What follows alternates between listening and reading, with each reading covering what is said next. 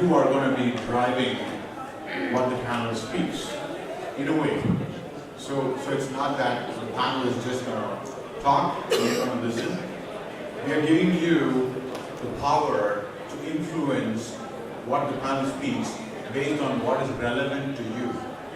Because if the panel speaks what is not relevant to you, then you would rather not be here, right? So the way we work things out is that the panel, the energy and the topics that are actually discussed are driven by you, your work, and the context of your work, right? So we will begin with certain topics, and I would not be a moderator is a very hard word to use.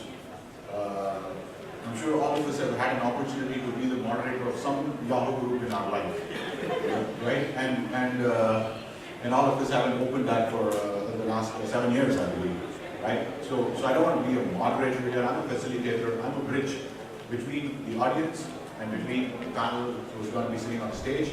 And with this, I would be very happy to welcome a very diversified panel. We have some great people. Okay, please do come on the stage. I will ask them to also introduce themselves. Renu, Srini, Kshitij, Priya, Hema, everybody please on the stage. Srini as well. So Srini made a wild card entry, right? I'm not sure how many of you know Srini Kulkarni. Yes. But yeah, of course, you know, right? So I saw Srini. He was till 10 minutes ago. He was not on the panel, but then when I saw him and I said there are going to be some interesting topics that are going to be discussed, and I said this is a great time for Srini to come in and be on the panel. So that's great. Okay. One more, we done? No? Okay, we're good? Oh, that's great. Now, while these people are actually settling in, I want to make a honest confession. I really don't know what the DevOps means.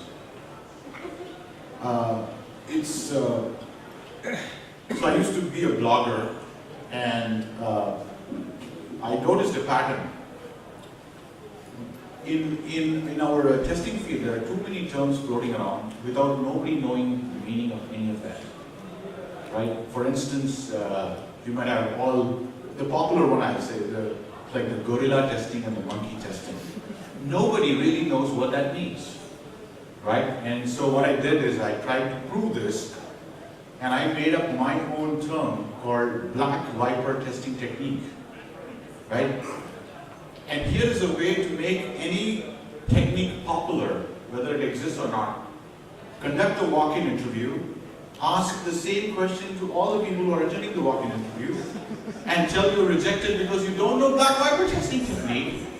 And the next thing that they will all do is to go and in the online forums, I went to a Barclays, no, I'm just taking as an example, I went to an XYZ interview, I got rejected because I didn't know what a black viper testing technique is. And you will see, in India we have this beautiful practice, we don't say I don't know. We just don't say that. I mean, if you ask somebody, do you know DevOps? Yeah, sure, I attended a conference, I know what DevOps means, I've heard 6 speakers. They would usually say I don't know. So that's the way that a lot of terms have become. So to be very honest with you, I've been a hands-on tester, I've been a consultant, I've been a businessman. I still work very closely with customers, with testers, but I really don't understand what this DevOps means because it's still forming, and we are trying to conclude something while it's still forming. Now, in the meanwhile, these are the opportunities in conferences where we develop our ideas of what it actually means. And this panel is going to bring in their opinions and ideas around all the topics that is very well connected to you. We've actually spent, if you take a look at the hourly salary part of it, we all have gotten to a call multiple times, burnt our organization money to come up with a list of questions. So the questions that I'm going to be discussing is worth at least a few lakhs. I'm hoping everybody here are better paid than me, right? So in that way, I think the questions that I'm going to be talking are worth a couple of lakhs, and it can actually turn worth a couple of lakhs for you as well, as in when you enhance your understanding of DevOps. Now with that, I'd like to, typically what people do is they say, here is Suri, here's what he has done, and all of that stuff. And I said, please introduce yourself, and also quickly share what's your strong opinion about the topic of DevOps. And we will have a quick round of introduction, both about the panel, and as well as what is their strong opinion. And then we will take it forward from there, right? So let's start with Suri, who seems to be the closest person, okay, to you right now. Hi everyone. A quick introduction about myself. I'm from TCS. I'm running Agile COE for the past couple of years, I would say at least close to 4 years. And I'm associated with TCS for 12 years. And I've been into testing almost more than 10 years, I would say. And today, as Pradeep rightly said, DevOps is a very interesting topic, which is picking up all, we know that. But we have a lot of questions on DevOps. Is what I'm doing today is really the right way of doing it now? And today in the panel discussion, we would like to share my opinions as I directly work with the customers. As I'm part of the COE of Agile, I heads that in fact. So every new request that comes to TCS, if it is a DevOps request for the testing, it directly comes to me. So as this topic is completely evolving, I've been talking to the people and trying to educate sometimes when the customer doesn't have the insights of the DevOps. And there are accounts where they started DevOps and they ask me to do the maturity evaluations that they're doing right or not. And when it comes back to the QA role in DevOps, is way today I think the important topic that we would like to talk. So if you talk about the QA part, the role in DevOps, I still believe in one phase that says stop testing and start doing. So now in the part of DevOps context, the testing is completely changed. We are no more testing now. It's all about start doing, right? So earlier if you ask a question like, are we done with the testing? The answer from the team is, just executed 500 test cases and 80% pass. But today those results are not helping in DevOps. It's what is the quality and relevance. So tell me the measurements in terms of quality. The code quality, like structure quality analysis. Even the QA team now has to understand what are the other aspects they have to learn to really be in the DevOps world. Okay, that's good. Yeah. Right? And also, if you talk about the automation, one of the key levers in that. Right? So everyone, even in the previous presentation, we have seen that, right? Automation. So I don't say that the testers are not really doing any value to that, but the organizations are changing towards the DevOps. So the QA also has to change a lot, right? And we all believing in change is only the constant. The moment we don't run, we will be behind. So as a QA, and with my personal opinion today, would say that we should all change, right? And there are certain questions that I've been seeing from the customer. Do we need a QA role in this? Why can't you give me some Java resources so that I will train them on the QA and they will do the multiple jobs for me? But everybody has their own opinions. But the mindset is the one, it really makes the difference between QA and the dev, right? So I can give the QA job to the dev, but who is going to post the defects? Who is going to do me the defect metrics? Who is going to write a test plan for me? Or who is going to give me the real automation output from me? It's not about just telling the dev to just do testing and tell me the quality. It's not about just the testing or it's a role change. It's about the mindset, right? So these are a couple of opinions I have on the testing. And with that, I would say, handing over to Renu. Thanks, everyone. Thank you, Suri. You can welcome him a lot better. I know he looks like an Indian and you don't want to clap for him, but that's okay, right? Thanks, Suri, and thanks, Pradeep. I'm Renu Rajani, and I'm with Capgemini. I lead sales transformation and right shore sales. Before that, I have had a long history of running large delivery managed testing services accounts, and Capgemini has over 18,000 testers worldwide. We have a global testing practice. And as part of that, some of the large accounts where we do the managed test service and provide the operational efficiencies with our test transformation levers and assets that we have built in. So, talking about the viewpoint on what is my viewpoint on Agile DevOps and what it is going to do to the world of QA. So I, having led many large accounts, I bring in business view. And first question I will ask is why the customer or business wants to go for Agile or DevOps. In my view, it is always, almost always, whether we are talking process or we are talking tools or we are talking automation, it is always for improving the time to market, reducing the cycle time of testing. There is a data point which in other session is being covered that our level of automation has increased from 28% to 45% between 2 years of the work quality report that we launched. And another data point there is that what was the reason for organizations to improve their level of automation. And there, the highest percentage people say that they have increased the level of automation, not just to cut down the cost, but actually to improve their time to market. So, the business point of view of Agile DevOps is what testers should care for. That what is there in it for me, for my customer, for the end consumer, and what advantage it brings in terms of time to market.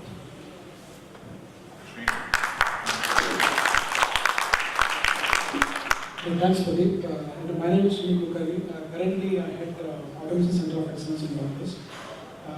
Being a wildcard entry is tough, and we typically in the shows, wildcard entries are supposed to step with things and create some kind of disturbance. I don't think I'm going to do that. But again, my point is this. We have been talking about what skills testers should have, how testers should fit into the DevOps world and all that. Quite other people have been giving their opinions. I would like to take a different viewpoint, which is top-down.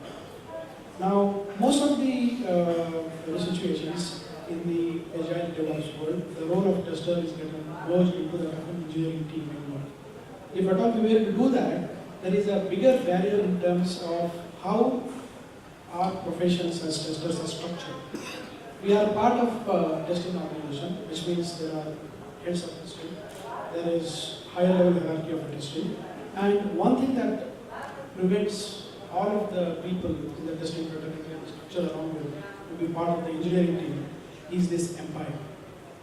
Building the empires and maintaining the empires is one interest that blocks us to think very effectively as how can we resolve, how can we get merged into an engineering. Now, as a part of that, if that empire building goes on, if everybody is hired as an engineer, with some specialization of course, if there is no empire building motivation, probably you will be in a better position to get merged as one part of engineering. I'm not getting into specifics of how that can be done. I was throwing this idea which is the other day when we were discussing. I come up with, together developed this idea of campfire model. The campfire model is like in a true sense, when the engineering team sit together, as we sit around the campfire, we throw the ideas about how do we test this piece of code? How do we think about this piece of code? There would be testers sitting in some corners here and there will be a few developers sitting, a few ops people sitting.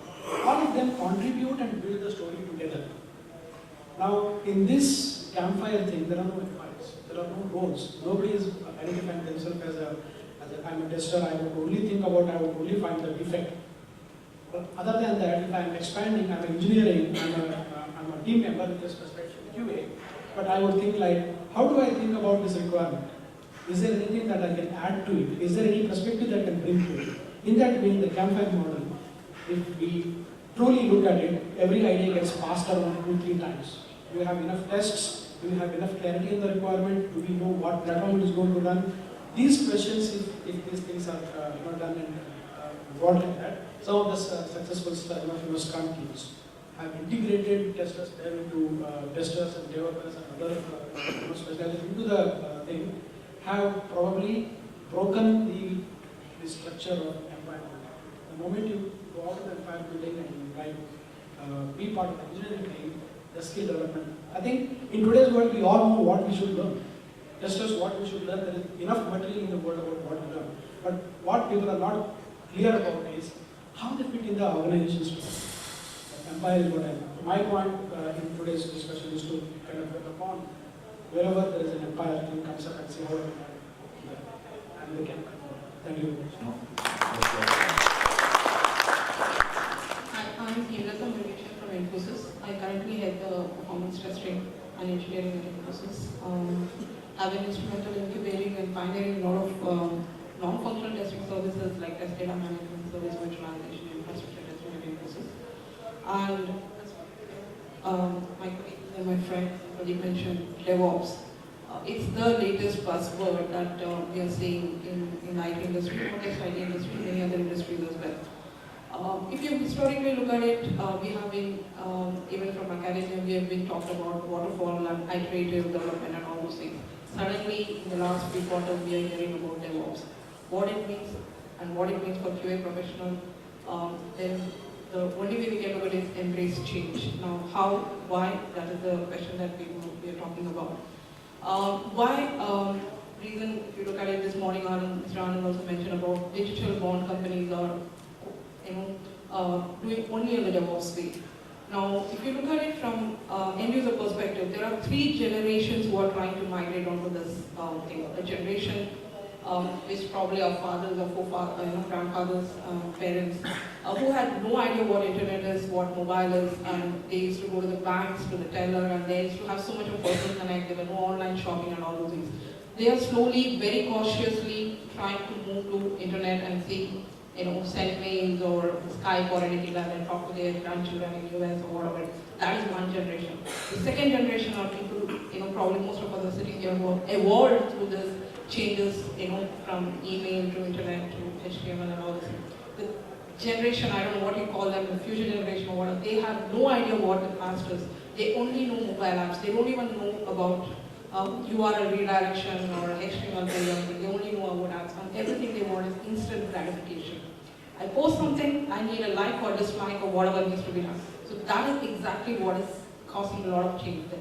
The generation today, the mid-generation, the future generation, the past generation, migrating to this, everybody wants, the experience they want at instantly, and given the amount of information, the reach that is this internet and the whole information world is having, so the expectation is also similar.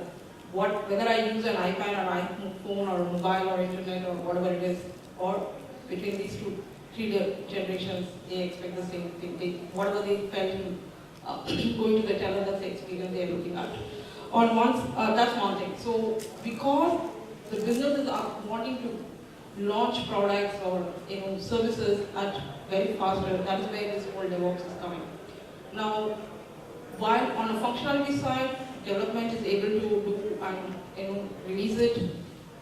Again, I'm playing a devil's advocate here. In the past, maybe 2 decades or earlier, we used to have the developers themselves doing the testing and launching the products, and we know the kind of bugs that has got raised and some of the serious repercussions in major releases or launching of satellites and all those things. Now, today in DevOps field, we are again talking about developer, come tester, and all those things. Now, does that mean QA is going to be eliminated? Not at all. It's going to be that much more relevant because the speed at which we need to launch, that also means there is going to be both left shift in the whole cycle as well as right shift, which means a lot of monitoring and post-production and all those kind of stuff. Ensuring that we have to unlearn most of the stuff that we already learned through the academia, through the whole experience. Historically, our mindset has been waterfall. And maybe, I don't know whether it is water-ops or it's going to be DevFall, I have no clue. But it's going to be evolving. And coming from performance testing, I know we have already started talking about perf-ops, because that is exactly what we are doing a lot of performance testing at the component stage. But can we do it across user stories? That's the thing. So I don't think so we can truly call DevOps in the testing. We would end up doing from a combination of, waterfalls or water-ops, Scrumfall or whatever it is. That's exactly what is going to happen. So DevOps is going to say, but how we as QA testers are going to be there so that we make ourselves relevant and make sure that our participation is there. That is the key, else we will be left behind.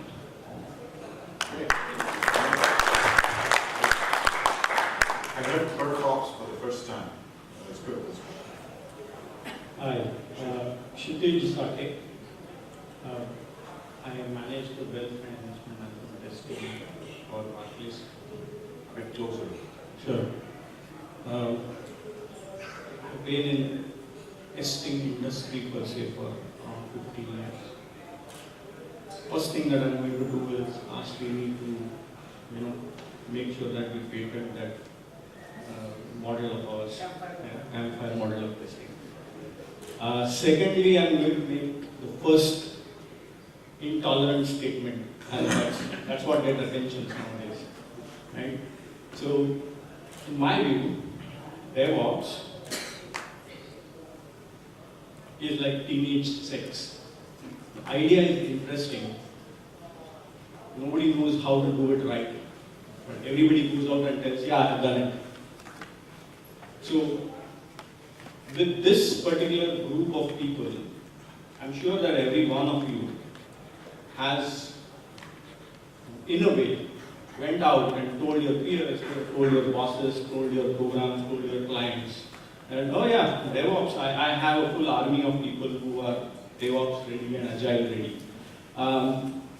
Unfortunately, we are not able to back that up with substantial staff and colleagues who are capable of delivering to those promises. And it's not a bad thing that we are not yet ready, but we are still proclaiming that we know all this stuff. Because that was a question I actually wanted to ask, or rather I asked Anand as to, what do you do and how do you say that this is actual good DevOps, it is bad DevOps? And he gave me a very zen answer, which is fantastic, that whatever works for you, that's the best DevOps you can have.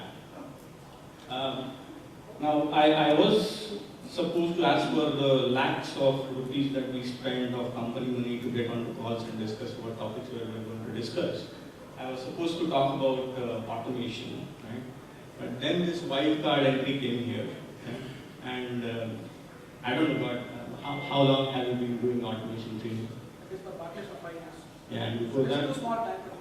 And before that, overall, till date, how many number of years in automation? 10 plus years. Yeah. So I'm not going to unnecessarily compete and waste my steam talking about automation. So I'm just going to delegate effectively and forward emails saying that can you please help. Yeah. But jokes aside, there is definitely a lot of automation opportunities that are out there. Now, when I say automation, I'm not talking about test automation. I'm talking about automation as an overall theme across your business solution. Right? And you can see that there are a lot of tools and techniques that are being used across different phases of software delivery. And earlier, it used to be that if I'm an automation, I remember 10 years back I used to roam around and somebody used to ask me, what do you do? I'm an automation engineer. Right? So which meant that, okay, don't ask me about test analysis, don't ask me about FSDs and reading requirements and creating test cases and creating test scripts. I just go in there, the program manager or the project manager bring me in, they tell me that this is the person you're going to work with, we have a bunch of scripts, you use your framework and libraries and automate it and get out of there. Right? I'm not responsible, I was not responsible for sending daily report and attending triage calls. That is a functional manual testing team that is supposed to do that. Right? Now it has changed. Right? And it has changed and everybody knows it that it has changed. And if somebody comes in and says, okay, I am an automation engineer, well, okay, that is part of your skill. What else have you got? right? And that what else is now becoming more relevant as the day progresses. There is another aspect which probably, Pradeep, do I have a minute or you are going to pull your hand Well, up? if you'd like me to do that. So there is another aspect which I'll probably touch upon is what is the development team scared of? Now I know everybody as a QA team we are scared, our jobs are at stake, right? But there is other aspect of it, right? That there is a development team who is also scared because they haven't done testing in a long time, not even unit testing, right? And they are now expected to do that because that's where the Jenkins is going to run and it's going to give you a report as to this many unit tests passed and this failed and blah blah blah. So they are worried as to how the hell am I supposed to do it? Because when I pop the product over to the testing team, I always say, yeah, unit testing done, man, no problem, right? And as testers, we never ask for evidence. Even we asked for evidence, there was some report that was given to us. And they always stood back behind a shield of code. Oh, we have written it in code, right? So you may not understand it. Now with the new generation of testers, that is changing, right? And I'm going to talk a little bit about, what is the dev scared of versus what is the QA scared of. Yeah? So that's all.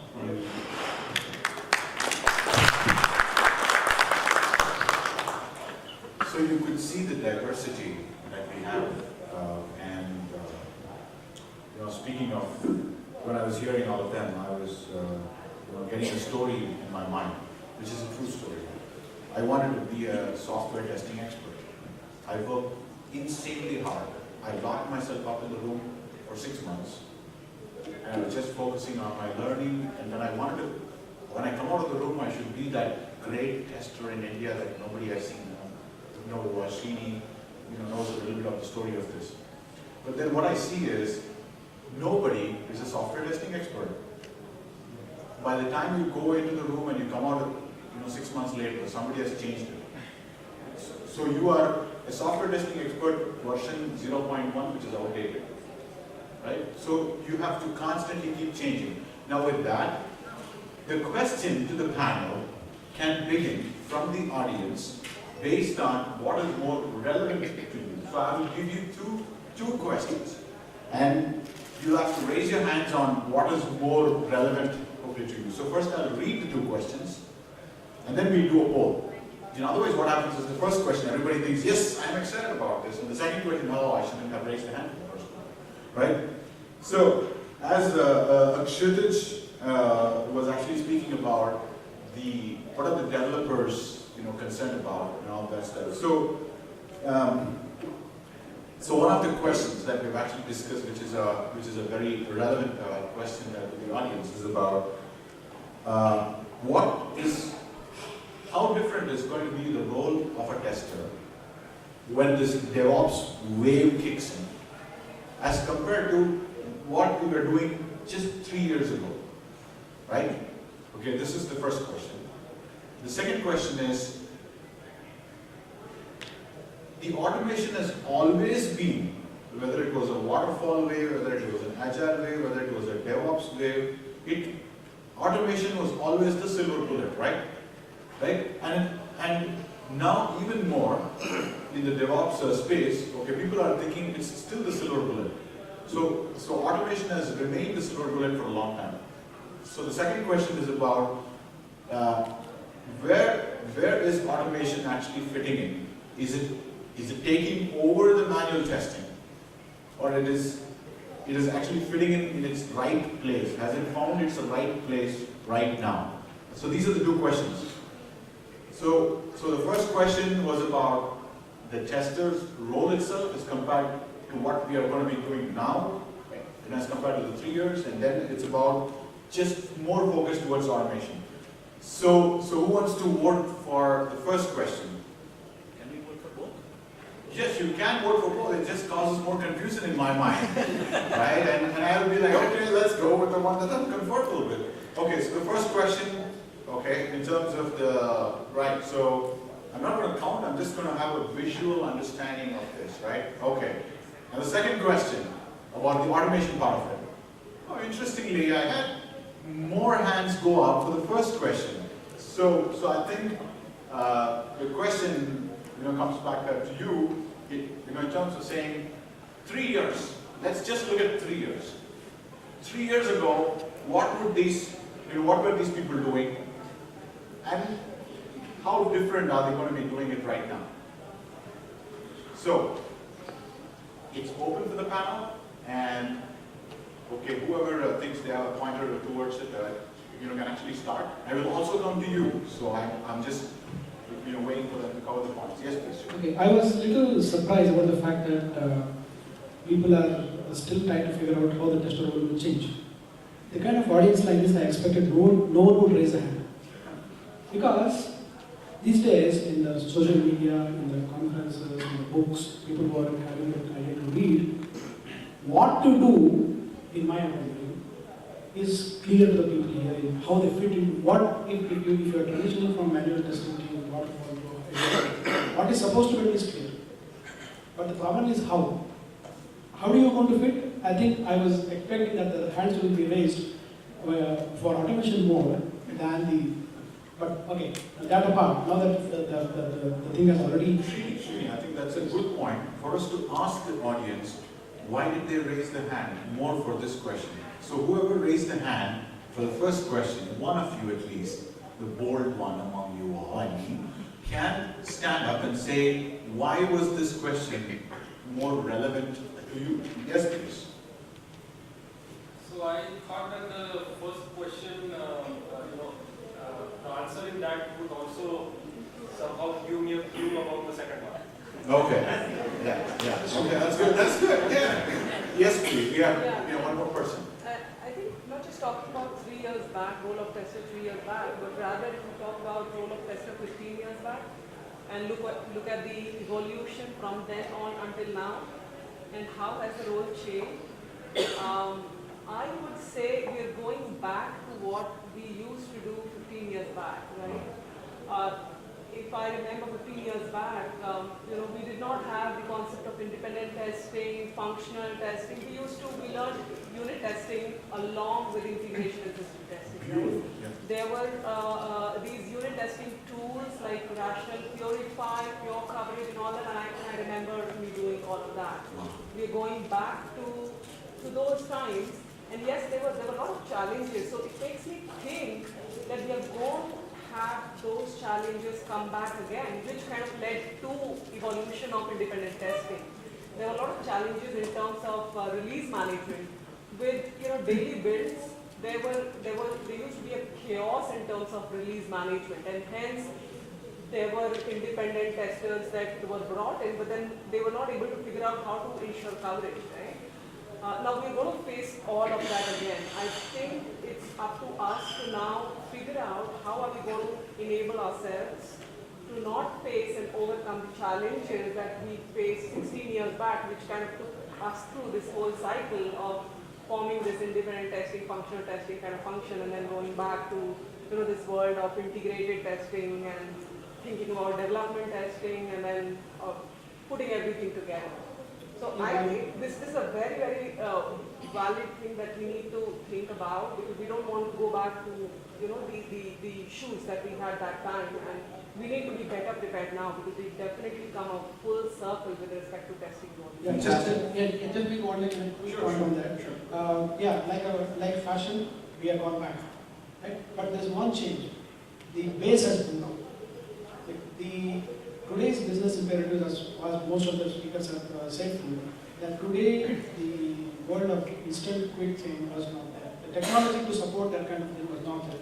Now, if somebody says that, okay, here we are one part of the team, we did testing, we did development together, I definitely acknowledge that role to some extent. Why we moved into independent testing? There is one real reason, there is one other reason. The real reason is testing got complicated. It became complicated to cover that. It became complicated to get more skills. It became complicated to show that more systems are coming together. One reason why it became independent, because it called for somebody taking their lifetime, as what you said, lifetime vision to be a good tester. And those kind of people, they started moving around and say, okay, here is a guy who can give him something, he will exactly tell you where are the problems. Those kind of stereotypes started showing up, saying that okay, these are the people who do. Then the independent testing evolved. So there was a genuine reason why it evolved. So that genuine reason still exists. In fact, it is more relevant in today's world because of the complexities. But the fact that there are reasons that are now again coming back to my campfire model and if we hold on to the structures that we have built and forgetting why we have built those structures, and that becomes the blocker for other groups. Wow. Okay, great. So that was a great point. Suri. Again, back to the complexity of the task. I can give an example which I have seen recently. So for instance, in sprint 1, we had to test a cross-browser kind of thing. In sprint 2, it could be some other automation testing. It could be a functional testing or a performance testing to be done. In sprint 3, there could be another automation testing where a different skill is required to do some kind of testing, like a service virtualization. Now, if you talk about one resource having all the capabilities in a single team, is very difficult, right? So what the industry is going towards is, at least the independent QA for the specialized skills can be separate outside the Agile projects, where if there is a need-based kind of this level of testing, it is being given to the independent teams. So the question back is, still the independent teams exist? Yes, definitely. Because I cannot bring a mindset of people with the multiple skills because I don't know what is coming back in the next sprint, right? So in the third sprint, I have to do API level automation, right? So do you think that the test have to be scaled up in a week's time to do the API automation? No. So still, when I say that, the specialized skills can be still as an independent kind of, as a team or testing QA. Thanks. I think the question we will slightly change and say, how have you seen performance testing evolve over the last 3, 10, 15 years, and how do you see it actually changing? It's significant. If you ask me 15 or rather I would say 18, 20 years back, when internet was just coming up, you had the IE, 3.0 and Netscape at that point in time. We never had the tools that we're talking about, the performance center, load tester, and all those things. We used to have a stop clock and, all said 1, 2, 3, click, go. So that was the way we used to, kind of test. And maybe it was more of static changes and slowly, we got into dynamic and all this kind of stuff. Over the period of years, we have a lot of tools coming in. Today, people are not talking about, today's generation, they're not talking about, response times or throughput or anything. They want high availability, reliability, scalability. Anytime, anywhere, irrespective of whether the network works or not, I need my thing done. So that's the way it is. And if you look at the amount of, I don't know whether you can call it petabytes or higher order of bytes. Every month it is doubling up. The amount of data is doubling up. That means the intensity on the servers, on the end user, to have the same response time, the same user experience is very high. So it is very difficult for performance testing to keep up in pace with all those changes that is happening. With respect to DevOps, which is a fashion, either you embrace it or you're left out of the rat race. Gave a very different terminology to that. Okay, so the change here is while each at the user story, the product owners would actually drive it, and to a large extent, we would have tested it at the component level or a layer level and say yes, it is being tested and more, and a lot of automation is being done so that the development team or the developer themselves are doing the either security, performance, or whatever stuff. But when it has to be integrated both upstream and downstream, that's where we're going to see a challenge. And I don't see, at least in my mind, as I see today, can we complete performance testing, including on the infrastructure, on the network, everything with that user story or the group with the suite of user stories? I don't think so. So that is where we're going to have performance come into picture. Anybody in the audience who's doing performance testing and who have seen this change, do you spot the same trend that she's actually speaking about, or do you have any other, do you see a different trend in your organization? I definitely agree with what she's saying. Okay. So it's more on like, why such a high response time? There it's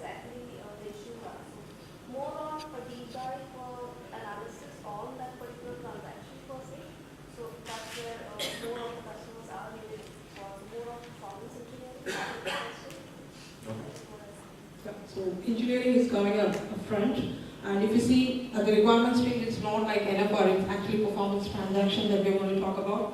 Whereas we used to stop, okay, it's gone into production and that's about it. No, today it's going to be more on post-production.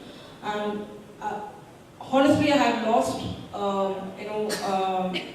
the kind of tools that's coming and the names of the tools that is coming. You have Bamboo, you have Maven, and you have literally lost some 3 pages of tools that I've written, to make sure that at least I know the smartware,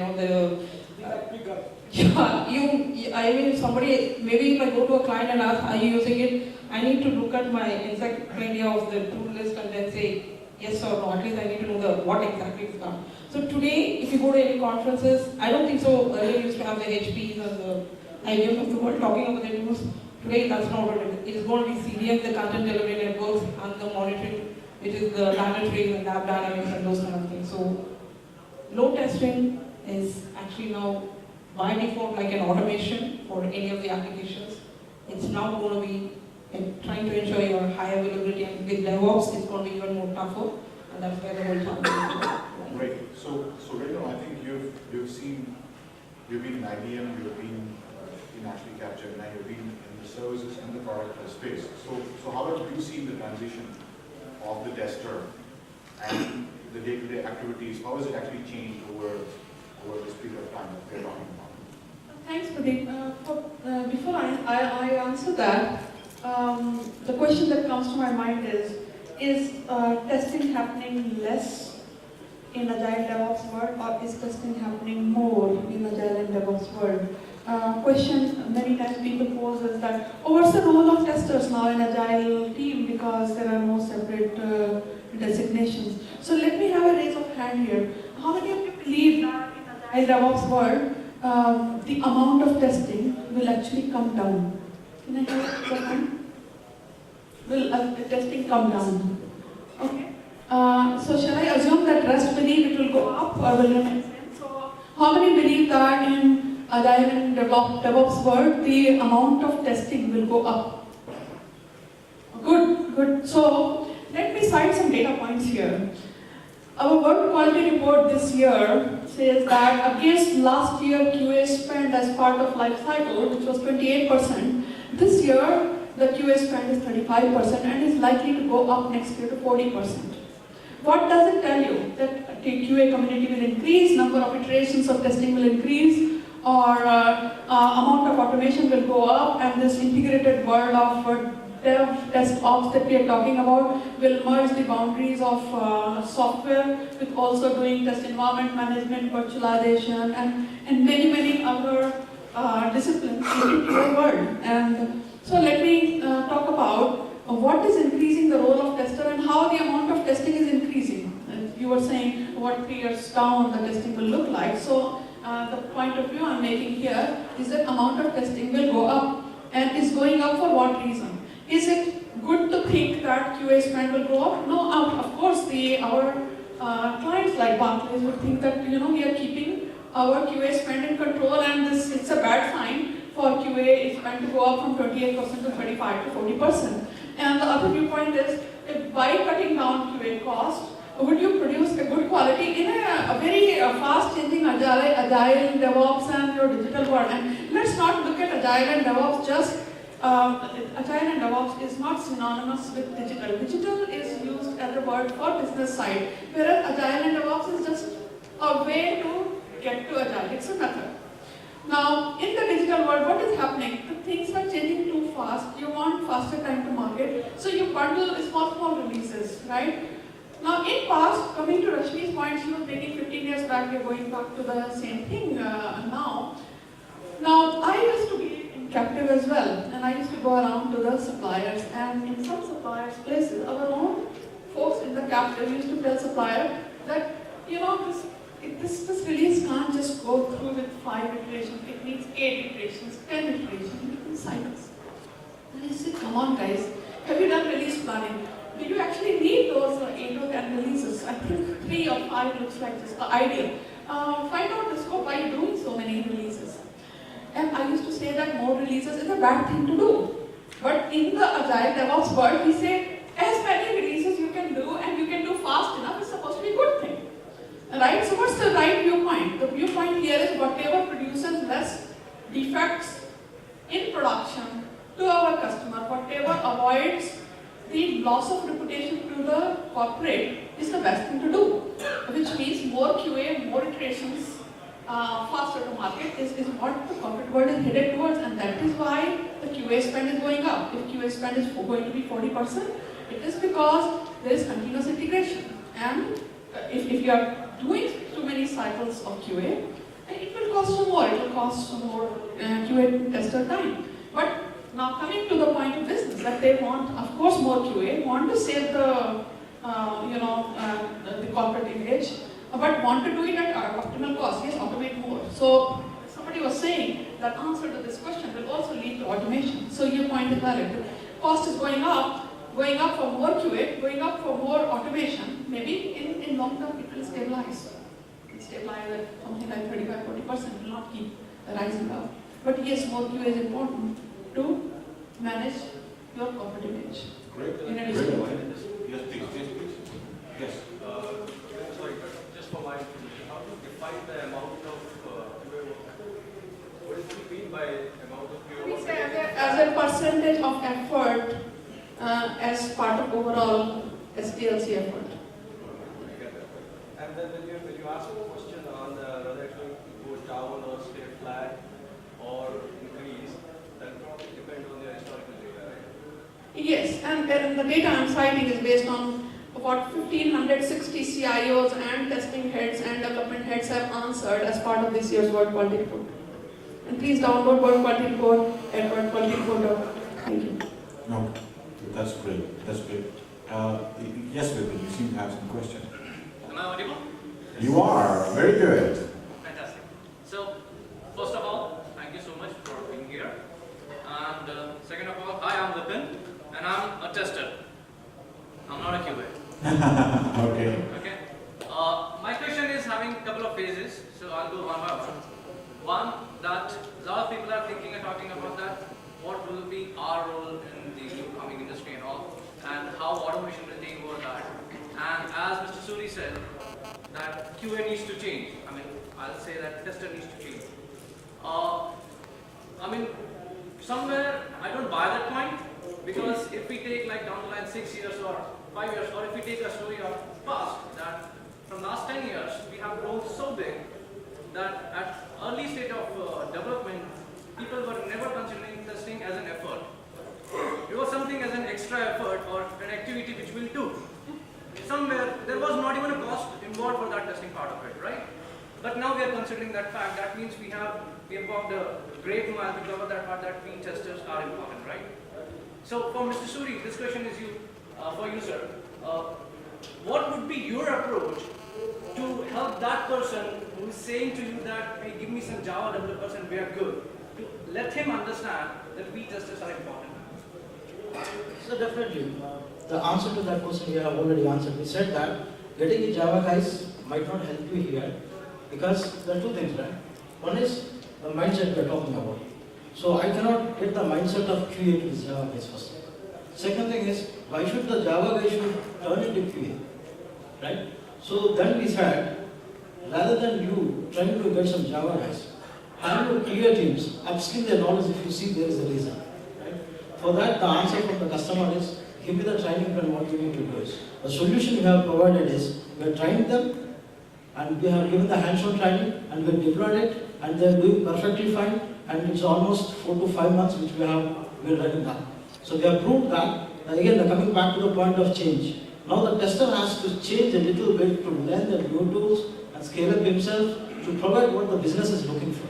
If I say that, no, this is a complete tool I have not done so far and it's not my area of doing, then I have to definitely replace it, right? So to sustain the business, I have to get a guy who has the mindset to change and learn and give me the deliverable. But again, back to your question, it's not necessary to replace with the Java guy. I can upskill him with the skill sets where he can deliver better. Hope I answer your question. Probably, yeah. Yeah. Okay. I'll add a couple of points Sure, if sure. you like. Yeah, so first point, is tester required and relevant? Yes. There are, again, I'm talking tester, I'm not talking QA. Fantastic.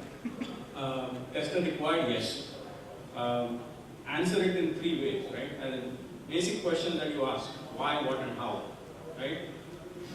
The job that a tester was doing 5 years back, 10 years back, and what he's going to do now is going to be the same. His basic objective is to identify how the product is misbehaving to what it was expected. That's the why part. What part is, again, there are multiple reasons for that what, right? What are you going to do to ensure that it is captured and the misbehavior is captured in the correct format and the correct way, right? So in that sense, now the channels that have come into play, right? There is a mobile channel, there is a services channel, there is a web channel. So the tester, if he is going to say that I don't know how to test the mobile app, or I don't know if this function or feature will work if it is ported to HTML5, and how it will look on a smart device, that's not an answer that anybody is going to like. So that's how the tester has to change. Then the last part is how, right? And that's where all the tooling comes into picture. Yeah? So probably before 5 years, again 3 years back, I'm judiciously going to follow what 3 years back. 3 years back, there were very few tools that were available and known, right? QTP, DPP for that matter, elder brother, small brother, whatever. Then there was Selenium, which was just starting test complete, and names that you could actually count on fingers of one hand, right? Now, given the channels have changed, given the technology has changed, the tools that support those things have changed, right? By show of hands, and I'm still on your question and trying to answer it, by show of hands, how many of you actually have an Eclipse IDE installed on your machines? Right? How many of you had an Eclipse IDE installed on your machines 5 years back? Yeah. So people are changing, right? And things are changing. Or actually, in Jarur Aayenge, whatever that is, that's what is going to happen. People sitting here and the testers around the world are noticing that there is a change required to make sure that they are relevant, make sure they are still valued, and they will find ways to actually make their relevance prominent and their being more meaningful. And the example is within this particular group of audience that people have Selenium and Eclipse IDE on their machines, which they didn't have earlier, and it was hard to get developers to do. I don't know what is that, right? So there is a change that's happening. People are becoming relevant, and testers will continue to thrive in a different format in what you currently know or you knew them 3 years back. So Kshitij and Vipin, I have a question. I will come to you, Srini, on this. I have a question. I want to pick up on what Renu mentioned. Renu asked the question: is testing? I'll try to repeat it as best as possible. Is the testing going to be more or less in the Agile DevOps world? Did I say that right? Right. And some of you raised the hand saying, yes, it'll be more. But here's the question that I have.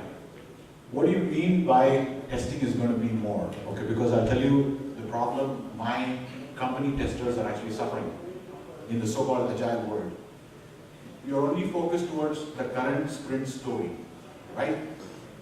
And we want the entire regression in the automation form. And there is no separate team to handle that. Everybody are into it. So I see there is the dev backlogs are cleared better than the testers' backlogs. And there's a huge tester backlog. We all know about the tech debt. And I think there is a massive accumulation of a test debt that is happening. So I want to ask the audience a question. What did you mean when you said that testing is going to be more? Spend is going to be more. I appreciate that. I run a services company, I want it that way. Okay? Right? So So the spend being more and the tests being more are two different things. So can somebody help me understand, is the number of tests going to increase? Or is the value of the tests going to be different? Okay, because whether in a DevOps world or not in a DevOps world, I still see the pass-fail is what we are ultimately getting towards in order to qualify a product as good or bad. So that hasn't changed. And what do you mean by tests being, testing being done more? Is it more people? Is it more tests? Okay, what is it?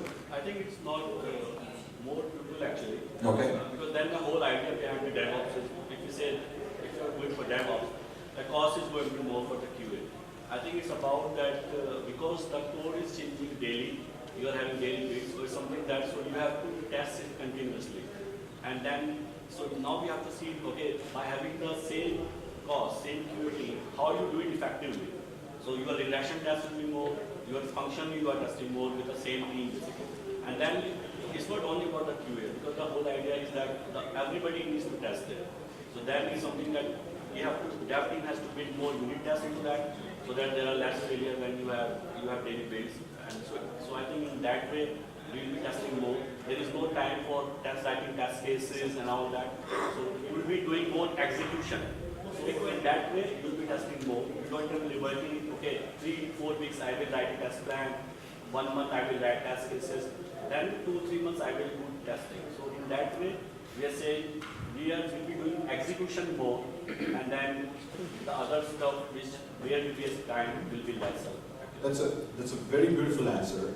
7 years ago, I was struggling to tell every organization to not spend too much time doing documentation and do actual testing. And if we are really getting there, I'm a very, very happy person. Rahul Verma, I think you can have a good, contribution there with this particular topic. Yes, please. Yes, please. Just that, it's more frequently. Testing more means more frequently we need to do. Okay. Has the volume changed? I mean, because even when you were talking, I was very happy that you mentioned no wasteful documentation. That's what you're talking about, right? But the point that I was concerned about is, even when the code was not changing often, I worked as a tester, and every day in, day out, I was executing tests, right? So the testing was happening, continuously, but the focus of testing is during those days. I mean, you can actually correct me if I'm wrong.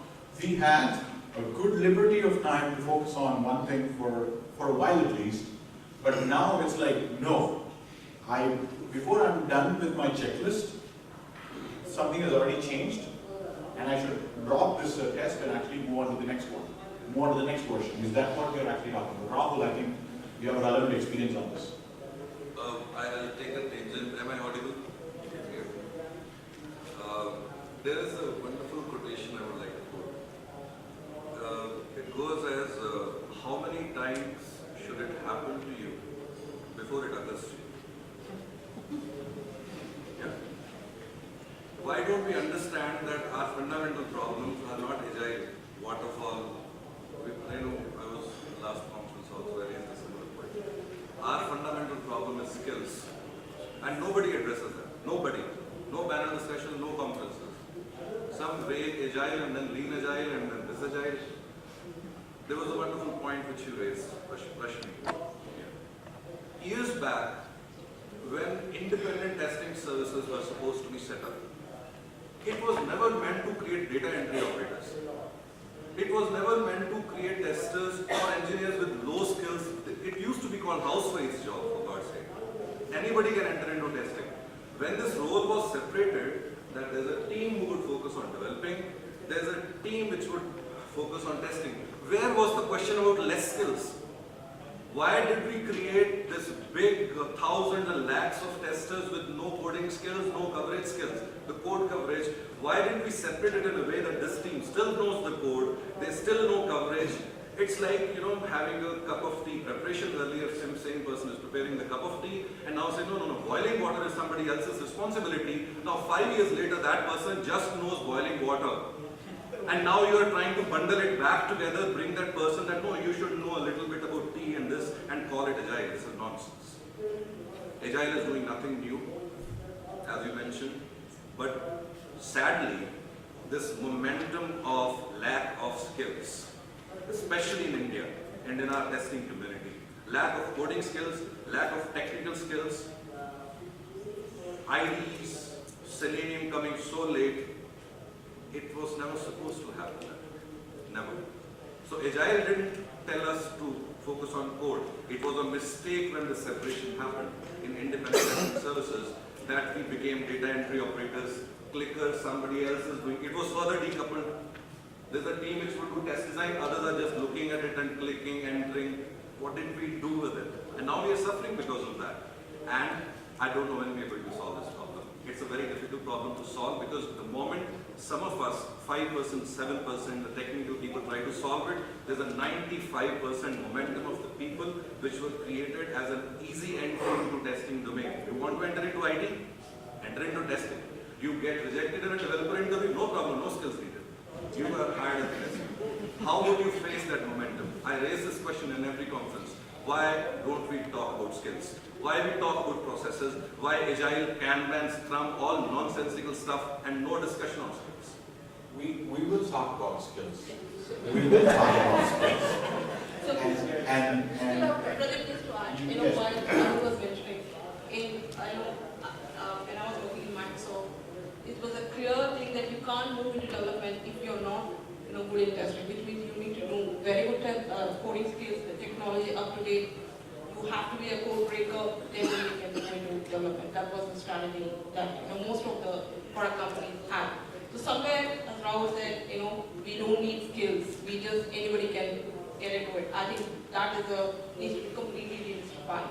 And this is where I said you definitely need to unlearn a lot of stuff with the way we have mindset that has been created and whatever the industry itself. We have to start with the academia itself to say that testing means technical, more upstream, and definitely in a way where we are embracing technology and keeping up best. And just to let you know, we keep talking about automation. And today in DevOps, automation is probably a fabric, where you have to breathe in and day out. And there is a fear that, if we do more automation, we're going to lose, our identity or whatever. I just recollect a few decades or 120 years back when the railway engine was launched. People feared that it's a ghost that is coming on the track and they didn't want to do it. But at that point in time, horse carriages were there. So it was like an automation with respect to transportation. And today, we can't even think about, your airlines or your railways or all those things. So similarly, even though we think about automation, there's going to be a fear of losing jobs, even when we migrated from the banks and all those things to the online stuff. There is more jobs, more this one, so which means it's going to get that much more complex. What it means for us, each of us, the current skill sets needs to be probably, 50 to 60% needs to be unlearned and, shed and have a new skill, like the way, there are times came out of home. So that is what is going to be the change of skill. And if we are not going to do that, like Anand said in this morning, we can only be forwarding ways, and I think we should be in that communication. yeah. Thanks, Can I everyone. say Just something? for that. Yes. There's actually two people here, and then we will more. Okay, please. I think emphatic point made by Rahul, and I completely agree with that. As I look at in my global testing leadership role, as I interact with many global leaders,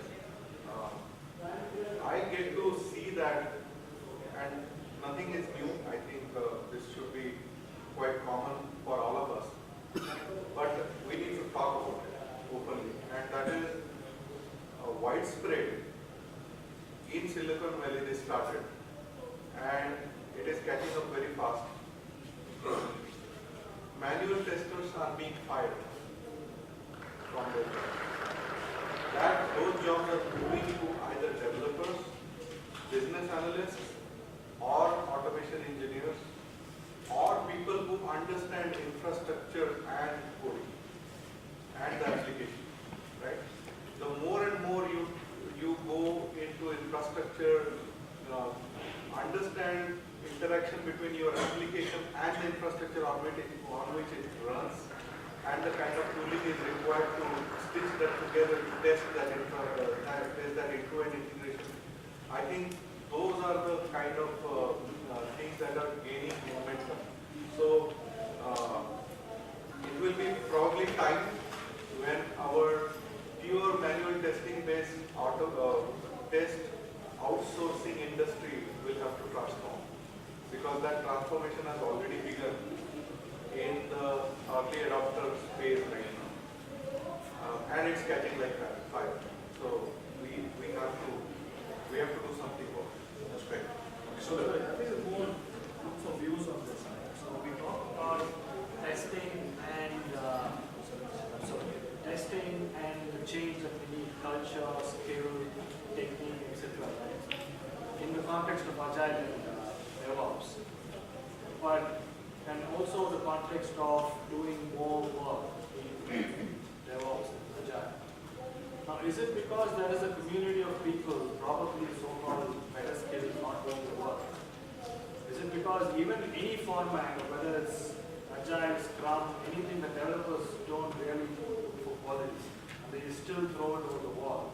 And therefore, there is still testers who are trying to cover up or make up for bad work. If I may. Yes, please. Okay. So I think point being made, Rahul, that testers are, we have created a community of data entry operators. With due respect, I would like to disagree. I do not believe that the huge and growing testing community, and many of us part of it, and I've been in this industry for 15 plus years, that we are data entry operators. In testing, independent testing discipline that we created, we have focus on one or more of the skills with each tester. We drive career paths very, very aggressively, and that includes either process skill or domain skill, technology tool skill, and we like actually a combination of all. So if somebody has tried to create data entry operators, I would say they have created low-end testers, and I do not agree that was the profession meant to be. Now, why it got created, if it got created somewhere, it is because the offshoring wave that began in early 2000s, people found testing as a discipline to be easily outsourced, and we created a V model. We said for every step in development you have a validation step, and testing is easy to outsource. So if you have not experienced outsourcing, Europe being one where outsourcing was low, create a V model and the validation step offshore. Now that validation step offshore again is not data entry operators. The strength of QA was all about subject matter expertise and domain expertise. And talk to our colleagues in captives, or those who have created now the captives and were earlier, in fact, had outsourced even in much bigger way. They were looking to testers to be domain SMEs friendly, and that is what the strength of QA has been. Has moved to more and more automation over the years.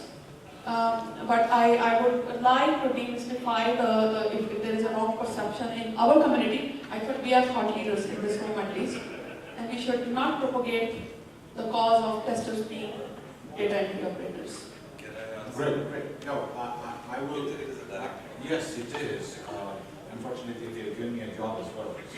So I'm going to try to do that.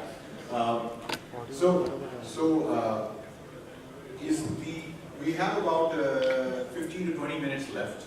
Should we spend all our time focusing on the discussion around skills, or we go to some other topic? Skills, raise your hands. Okay. So Rahul, you have some supporters on the skill discussion. I'd like to go to Srini. Srini, you have worked at the services company, you worked in the captive, you've been on both sides of the table. I think you can actually talk about the skills part of it, because I've also known you do presentations around the skills for the testers. Okay, so I will only keep it short and only focus on two things. One is in terms of skill, the manual testers. This is again a stereotype which we have to break. The manual tester stereotype has, I've seen people suffering from this thing called phobia about technical matters. I'm a banking domain expert. I know pattern, but either I act, I don't know anything about technology, or I am forced to act that way. In either way, the skill part is to break the phobia about knowing technical things. How many of us, we kind of see that if I enter google.com on the browser and hit enter, how does that packet starts from your phone, goes into the air, into Wi-Fi, reaches somewhere, and then bounces off and something, you see that thing, right? One of the ways to get over the phobia is to be inquisitive and try to understand what happens behind the scenes. And as most of you have seen having ID installed on your this thing, try this practice of writing some piece of code every day. Anything, however silly, just try to configure English, try to do project, workspace, import, export, what you have exported, something, delete that, what you have imported, again, do it again, try to do it. Just get over that habit. Like it's like we have, all of us are water-fearing people who are moving around the swimming pools. We are not jumping in. We are not even getting our feet wet. Let's jump in and get our feet wet every day. Number one. Number two is somebody mentioned about the idea of tester's mindset. I spoken about few cases. What is this tester mindset? And what the popular thing comes up is, tester is a guy who finds mistake of every day. In a way, we have got a lot of negative publicity about this guy is a bad guy sitting there. You know, this guy is the one who is going to stop our releases. Somehow keep him away, right? And at some point of time, I even have seen, after finding so much of negative stuff, in our life also we have become very negative. We have become very pessimistic. That in fact, you can't keep work and life separate for some time. What you do in work will impact your personal and vice versa. So instead of looking at testing a mindset as being only till we get married. I'd like to interrupt you there. Till I got married, I was looking at everything as bugs. Thanks to my married life, I'm not looking at bugs. Okay, somebody else is looking at that. Okay, so the point is the mindset, right? So instead of being just thinking about, we need to think everything about negativity. Tester's job is to find problems. I would like to rephrase that skill as tester's job is to, like what as James Scott said, like a headlight of a vehicle. We lighten things in the darkness, not necessarily showing there is a problem. Maybe tomorrow's testers will kind of discover new pathways into the application. New pathways into application, the developer would surprise and say, oh, okay, did I code that? I didn't know that this kind of a use case can be exercised in the application. So that is like being inquisitive, trying to think like understanding how things go, like a kid's mentality. Right? The moment you give a try, they break open and see what happens. Right? So first thing is the phobia, do something coding every day. Second thing is, what are we doing to improve our mindset? What is our training to mind? Are we playing games enough? Not like the temple run or anything, but some things like crossword puzzles and trying to play Sudoku, trying to engage your mind, because as the research goes, every time you engage in activity like learning new language, learning new instrument, doing something new, reading new things, there will be new neuron connections. Your brain circuitry becomes thick. You should do that. That is training your mind. Train your mind, overcome your phobia. That's my little statement. Great job. Okay, I have a question for Kshitij, which is relevant to DevOps and skills. How have you changed the interviewing for your testers? Okay, so I don't think I have changed it, and probably I have over a period of time. There was always an element of question which was not related to testing that I used to ask, and this is my personal view. I used to ask people around, in an interview, and I don't know, there may be few people that I may have interviewed, but I'm not the person who actually asks them what is the test plan, what is the test strategy, what is the TOC of test strategy, and what is the phases, and blah blah blah, because obviously they have come for an interview, I'm assuming they are prepared for it. Primarily problem solving. No, I'm more focused on what kind of skills do you assess during the interview? Yeah, so problem solving is one area that I like to look at. When I say problem solving through two steps. One is their logical ability to identify that there is a problem and it needs to be solved. And nowadays what I have introduced is asking you to write a pseudocode. Right? So, and it doesn't need to be in a language, it can be an algorithm as well. Right? So, whenever we hire, obviously I'm not looking for automation engineers anyway. I'm expecting that the person coming in has a bit of knowledge about the programming language. And it could be any programming language. Myself, I have transitioned from a lot of programming languages, starting from ASP, then to .NET, then to blah, blah, blah. So picking up a language is not that difficult, right? But being able to write a pseudocode is difficult if you don't have that ability, right? So that is one element that I ask. Second is their ability to explain. What I have found is normally in Agile teams, the biggest challenge that the testers have is communication. And not communication around the language itself, but the ability to portray what the problem is in the right light and to devise or to drive people towards a solution that could be implemented. With the test scripts and somebody writing the test script and somebody executing the test script, the person who, you have seen that, right? Before your 30-minute daily call, the test lead goes in, you have identified two bugs. What are they? Tell me, right? What is the defect? You have the screenshots ready, right? You have the test data, everything there.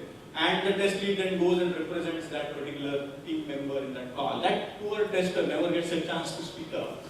Yeah? And that particular inability is harmful because when they are now they are in a scrum team wherein they are sitting along with the developers on the same table. There is no phone call, there is no screen behind which they can hide, and they need to talk. And people find it very difficult, right from estimations till justifying what they are going to test, to how the defect was found and why it occurred.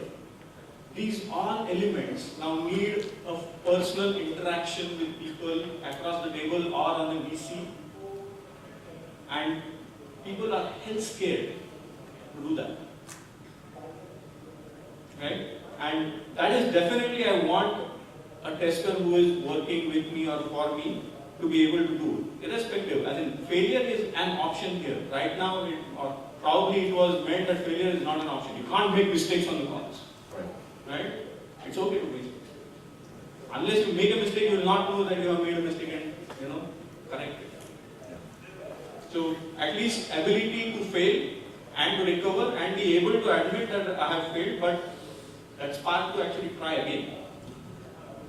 Right. I think the reason I also ask this question is because I see that if we change what we ask in our JD, if we change the way we interview people, I think there is a mindset for everybody to say, I want to fit in there, and they will adapt to themselves. So if you are actually saying, at one point in India when I was a fresher, everybody were looking at George Summers and Shakuntala Devi, right? That was like that.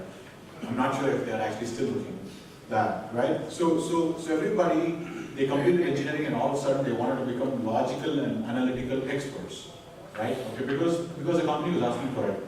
Now, in the space of interviewing, I have not seen the progress happen as much as a lot of the technologies have actually progressed. And most of the interviewing seems to happen in the same fashion. So we are probably getting what we are asking for, and that is why we are suffering. So we probably need to change what we are asking for, and then over a period of time. And I believe that it takes time to see change. But we are absolutely impatient people.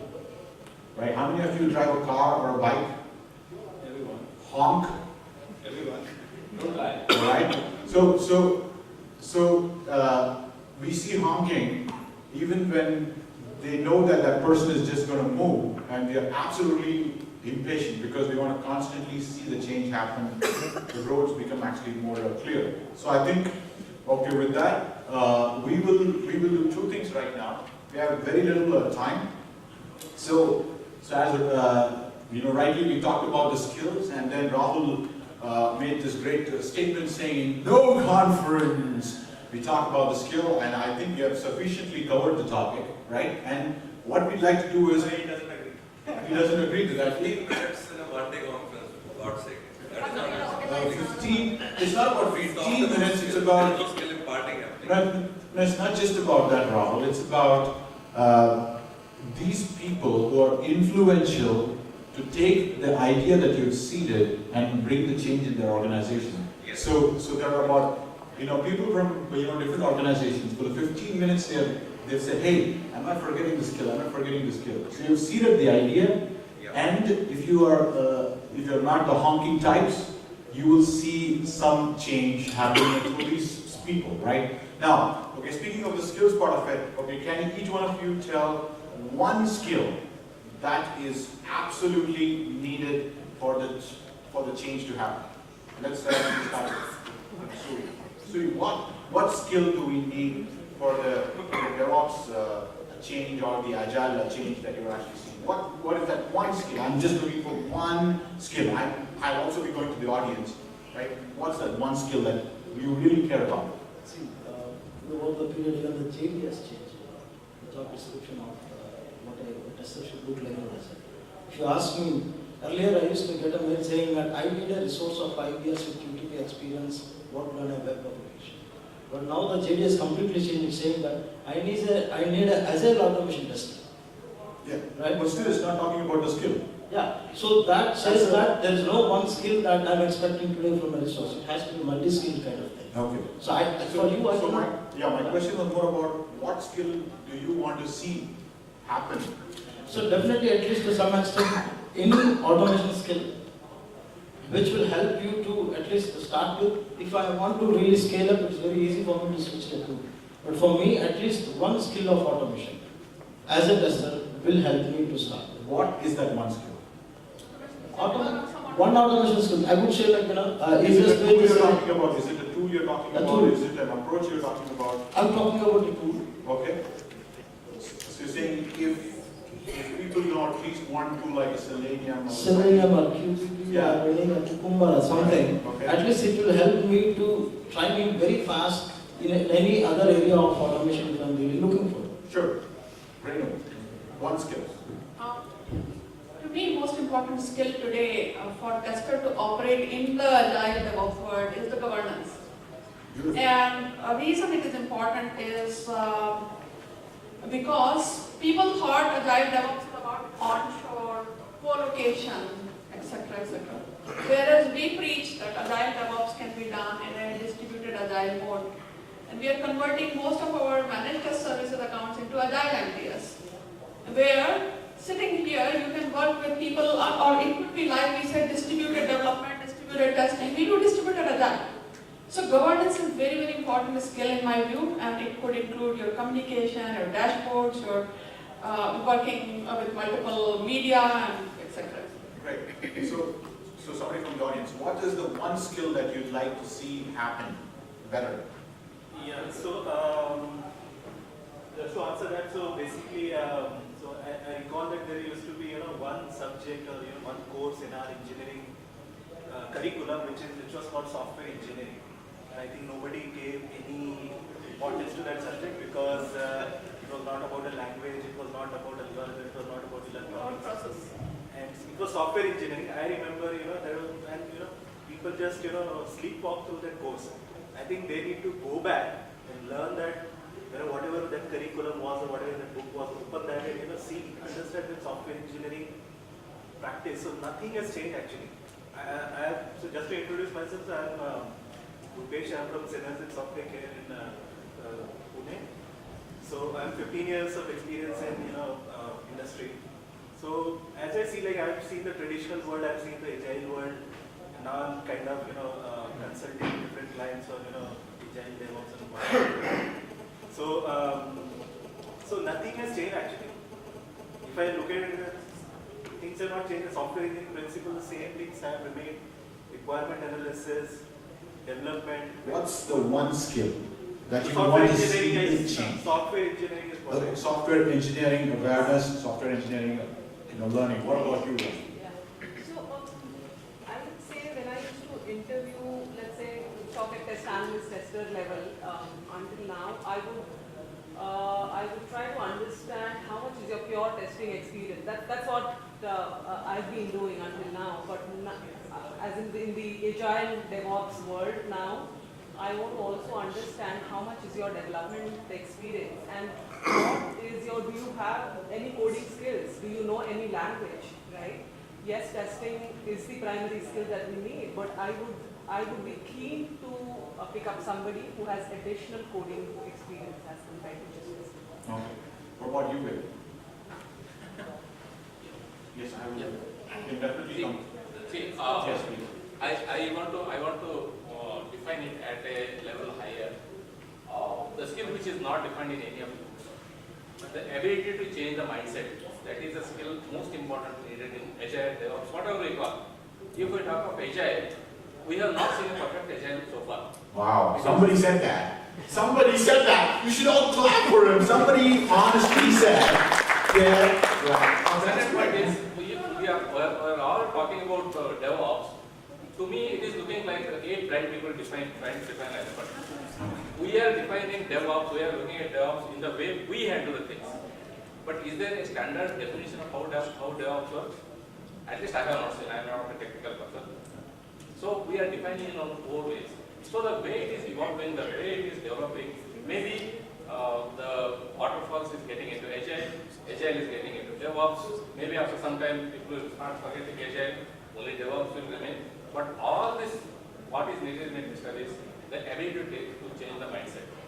So adapt to the new situation, adapt to the new requirements, that is what, the skill is not defined in any of the JDs, but this is what is needed.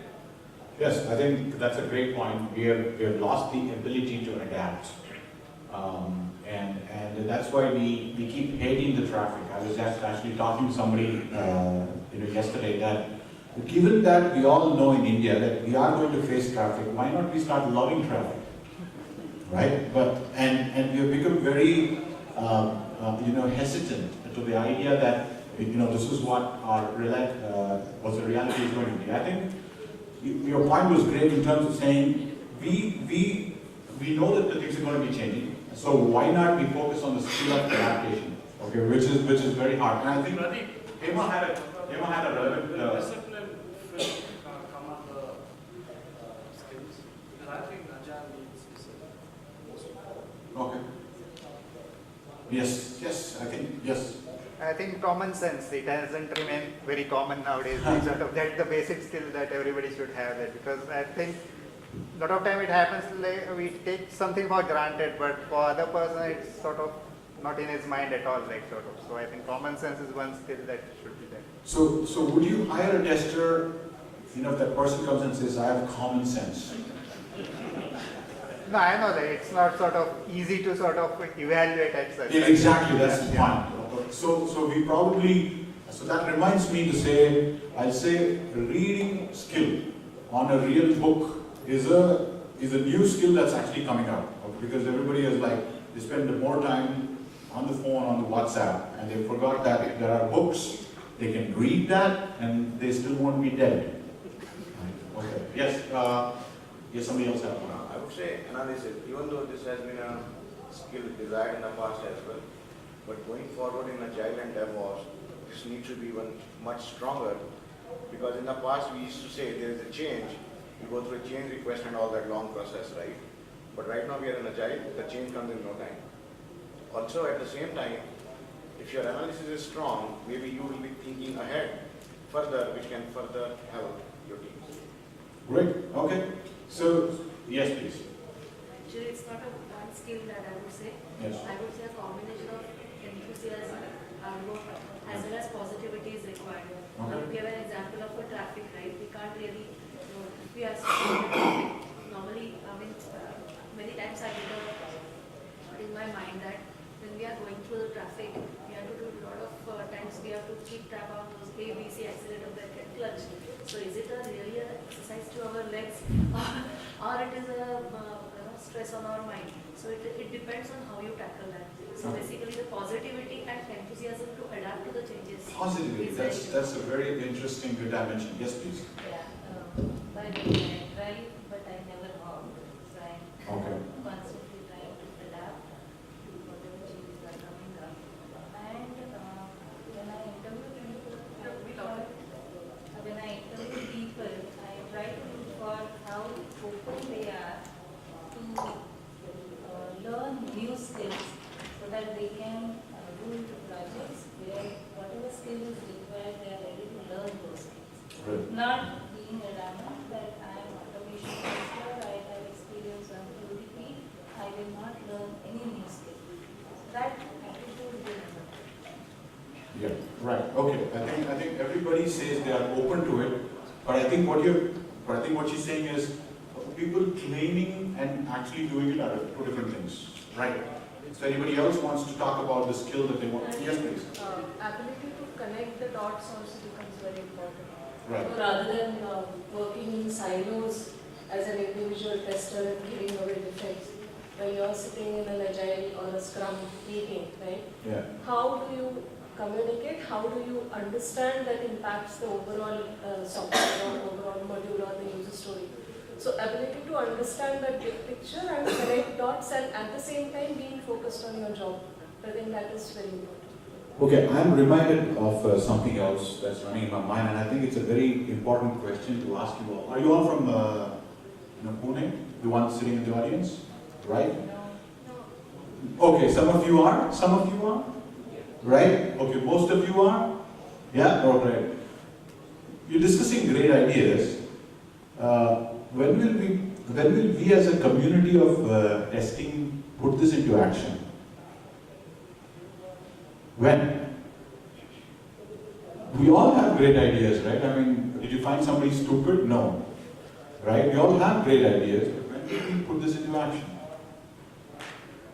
So I think the other skill that we forget is meet people, say hi, and speak progress. And you can, so once this conference is over, you as a community can actually connect back, spend the time out of the time that you have. You can say, can we collectively form some material, some practice which we can take and implement it across the organization with each other's help. So I think that is also something that we need to be looking at. And I just got told by Sundar that I've done a very good job and I should let people have some food for their stomach as well. So can you give a great applause for